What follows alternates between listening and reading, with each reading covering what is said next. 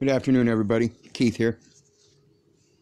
Hoping everybody's enjoying life, living life, loving life, having a good day. Wanted to get on and talk to everybody today about the birth certificate and what it means in regards to your bank accounts and stuff.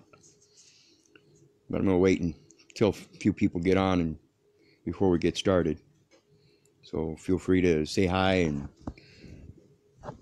chit chat or whatever, but we're going to wait a couple minutes here. I think this one's important, so we're going to wait a few and see if we can't get some people on. How's everybody doing? Steve, Earl, Michelle, John, everybody. We're going to talk today about the bank accounts, because everybody should know the bank account originates from your birth certificate. And so we're going to talk about that, see if we can't help people figure this out. And I guess I'll go ahead and get started. Looks like we got some people up here. So basically, everybody's familiar with a bank account. I'm sure everybody's had a bank account sometime in their life.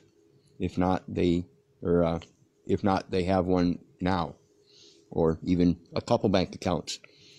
And basically, when we're talking about the birth certificate, the birth certificate is a land conveyance. And what it is when you get down at the hospital being born, they do a conveyance. And I've explained this a couple times now. They take that hospital statement of birth and they certify it. Once it's certified, that means it's an instrument and it can then be negotiated. And what they do with that is they deposit that into a public charitable trust account. And that public charitable trust account is the bank account of the United States. Okay? And what they've done is they've conveyed your inheritance or your hereditary proceeds, I could call them, into that account. And that is what's called a fee-off. And they have agreed to be the trustee of that property. And that birth certificate is your account access. Okay? And then when we go out and we open up a bank account, that's a pass-through account. Everything to do with that birth certificate for the public charitable trust goes through that bank account. That's why they ask you for your Social Security number. Even as a minor, if you open up a bank account as a minor, usually it has to be done under a parent's as a co-account holder. In regards to the bank accounts that we're looking at today, again, like I said, they use that Social Security number, and that Social Security number is attached to the person. And just like that Social Security account, the birth certificate is a trust, and that's why there's a trustee. Okay, if it was just a regular contract, it'd just be between two people, and there wouldn't be any trustee. But since it's a trust, they have a trustee. Now that trustee, as part of the mechanism of protection, the system is designed to provide a foreign situs trust account. And that's what the Social Security account is. It is a pass-through account for the birth certificate.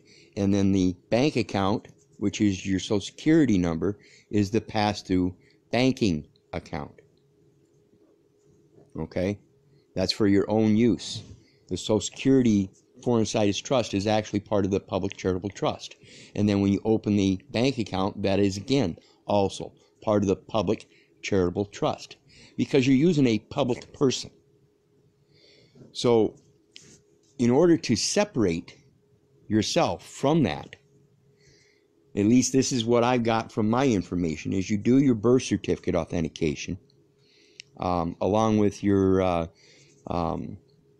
DBA, your UCC1 filing, your durable power of attorney and everything. And that's all part of what's known as a deed of reconveyance. It was just brought up to me here a little bit ago in a discussion with somebody else, that when we talk about correcting our status, it's not a matter of all kinds of steps. It's a matter of a reconveyance of the deed. That's what that is. And that reconveyance of the deed includes several parts. It's like a book that has several chapters. So you have to do each part of that reconveyance of the deed. Because that's what happened when they did the birth certificate, is they conveyed the deed from the mother without the father's knowledge. In any marital situation, whether it be a companionship situation or an actual licensed marriage through the state, the hereditaments belong to the father, but the mother is a co-partner, so she has rights to sign things over as well. And so when you're born in the hospital, that's what she does. She's, whether knowingly or not, that's exactly what happens. And they transfer the deed to the United States. And the United States now is going to act as trustee. And then part of the fraud that we're dealing with today in this public charitable trust account is that when they bring that person into court, they're bringing you into court as well. And they're saying that you're that person. And then, as that man in the courtroom, the judge turns around and makes you the trustee. And that's the fraud of it. So when we go into court, we have to explain that we are the ones that hold the hereditament. We are the ones that have the beneficial right, the right of beneficiary, and that they are the trustee. And we have to clarify that. Once that's clarified on and for the record, they can't rebut that, because in fact, that's exactly what it is. So getting back to these bank accounts now, in order to separate, we do that deed of reconveyance, and in the process of that, another part of that deed of reconveyance, in order to keep that person from affecting you in the courtrooms, as part of the public charitable trust, we establish our own private trust, and we drop that sucker right in that private trust. Now, in doing so, we have to create our own corporate artificial person to replace him, so that we can continue conducting our commercial affairs. But now, instead of doing that privately, or doing that publicly through the public charitable trust, we can do that privately. Now, my take on it, from the information I've gathered over the last few years, is that when we establish this corporate artificial person, there are different categories we can assign as doing business as. Now, doing business as a bank, your own self provides for a pass-through account on the private side that you administer, and not somebody else being a trustee of. You're going to administer it, because as a bank, you can operate as a trust company, managing your own trust affairs. As a bank operating as a trust company, you can manage the affairs, the trust affairs of other people. You can essentially act as a pass-through for other people. Do you people understand that? I hope so, because it's very important to understand the difference between public and private. When you're talking about public, you can go down to your local elementary school system 30 years after you graduated and still find your records. Whereas and believe you me, anybody can find those records. It's public information. Whereas if you develop your own private, corporate artificial persons, and keep all of your documents private as a private membership association, this is why it's important that your private membership association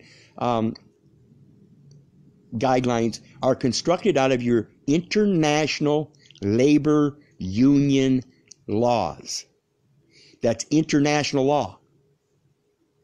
Okay? So when you're operating as a private member association, conducting the business of a bank who can operate as a trust company, you can now, just like any judge, administer to the affairs of a trust as long as it relates to you. Now, the word relates means relative.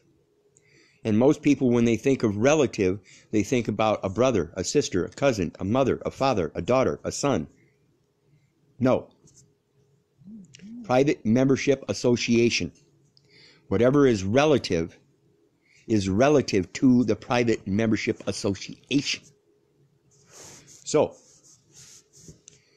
I can conduct the affairs of a trust for anybody that is part of the private member association. I can't do it for somebody that has a public bank account and try to do it through their public bank, but I can certainly make them a member of my private association and open up an account through my bank and use it as a pass-through account conducting the affairs of that trust, as long as I know how to administrate that trust.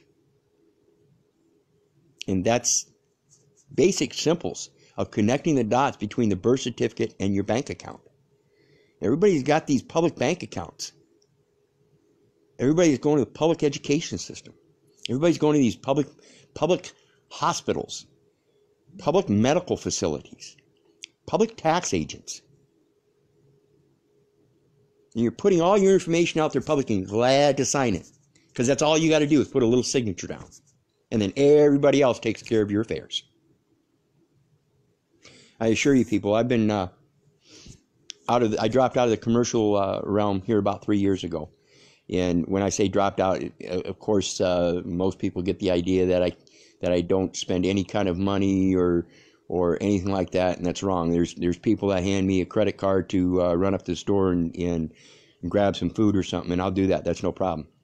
But not once have I signed my name to anything without reserving it, without retaining my rights grammatically in one way or another, or expressing my retention of my rights that I'm acting or that I'm behaving as a man and not acting as a person.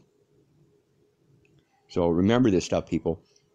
The bank accounts that you have are public accounts. They're known as pass-through accounts, and that's one of the main things that they use as a thoroughfare to establish connection through your account, through your birth certificate account.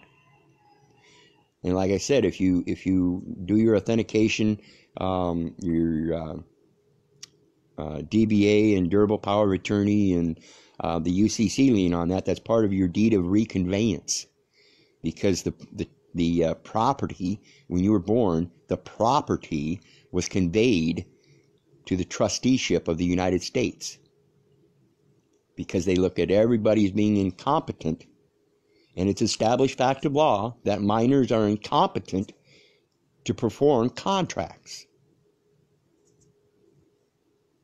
And here we are at a day and age where my folks are 70 years old, and as far as I'm concerned, they're incompetent, because they've duly handed over their affairs to everybody else and let everybody else tell them how to live their lives. And granted, they live a nice life.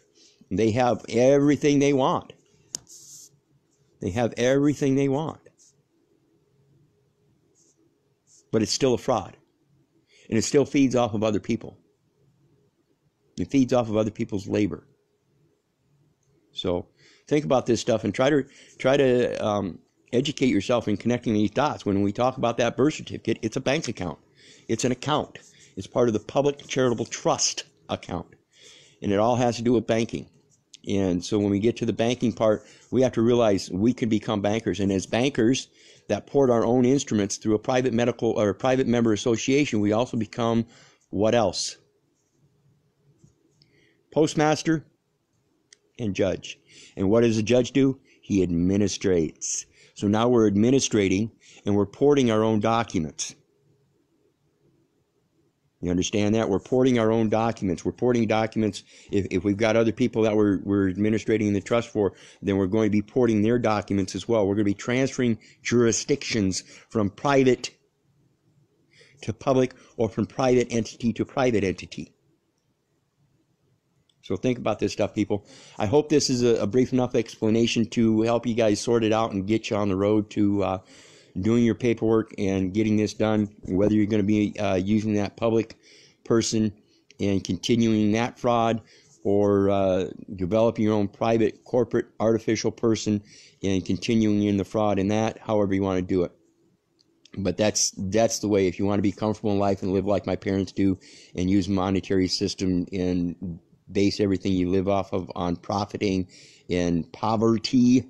That was a discussion I'm involved in currently, trying to get somebody to try to define poverty for me. I'm not going to do it. Nobody's going to be able to come up with a definitive claim of what exactly poverty is. Poverty is fiction. Just like if you saw my video earlier this year, in I think it was June of this year, I posted a video about home as opposed to homeless. There's no such thing as being homeless. It's a fiction. Just like poverty, it's a fiction. So think about this stuff, people, and I hope this helps out. Pass this information along. I think it's important that people realize you are the bank, you are the judge, you are the postmaster. And all you got to do is step up into that role. So I hope this helps you figure out how to do that. Because right now, the United States is playing the part of all: the trustee, the banker, the judge, and the post office, or postman, postmaster. He is the master of your post. So think about this stuff. And no, you don't. Who said that? Who said I know homeless people? Let me give you a brief explanation about homeless.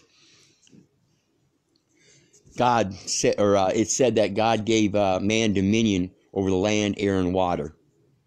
He gave no borders. And he did not say that you had to live in this cave or that cave, or you had to have this box over your head. Home is everywhere you go. Home is right here. Now there might be times where you don't have a shelter over your head, but everywhere you go is home. Difference between home and shelter. They may be shelterless, but they're not homeless. Anyway, if it weren't for you guys, I wouldn't be doing this. God bless. Love you. Have a great day.